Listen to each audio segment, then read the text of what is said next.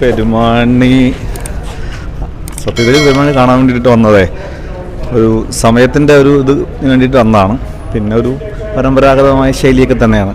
വളരെ കൂടുതൽ ഭയങ്കര അട്രാക്റ്റീവ് ആയിട്ടുള്ളതാണെന്ന് വെച്ച് കഴിഞ്ഞാൽ അല്ല, പക്ഷേ ഒരു നാടൻ സംഭവങ്ങളെല്ലാം അതിനകത്ത് ഉൾപ്പെടുത്തിയിട്ടുണ്ട്.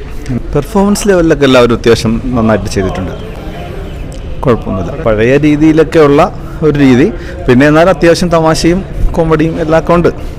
ഭയങ്കര ബെറ്റർ എന്ന് പറയാൻ പറ്റില്ല, പേഴ്സണൽ ഒപ്പീനിയൻ. പെരുമാനിയാണ് കണ്ടത്.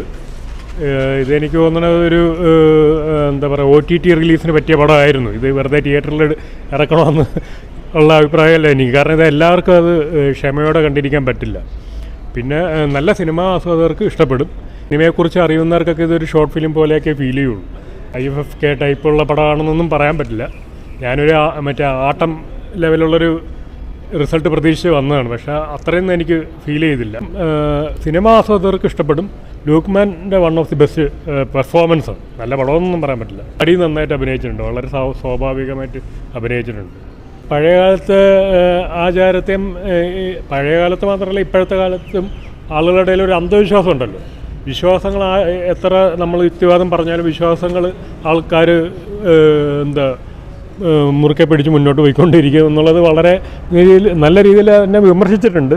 പക്ഷേ എത്രത്തോളം നമ്മുടെ സമൂഹം ഇത് എടുക്കുമെന്ന് അറിഞ്ഞില്ല. പക്ഷേ എനിക്ക് OTTയിലൊക്കെ ഇത് കണ്ട് ആസ്വദിക്കാൻ പറ്റിയൊരു പടമാണ്. തല്ലിപ്പൊളി പടം. ഒരു കഥയും ഇല്ലാത്ത കഥ, ഒരു കഥയും ഇല്ല, നോക്കിക്കൊണ്ടിരിക്കാനും കൊള്ളില്ല.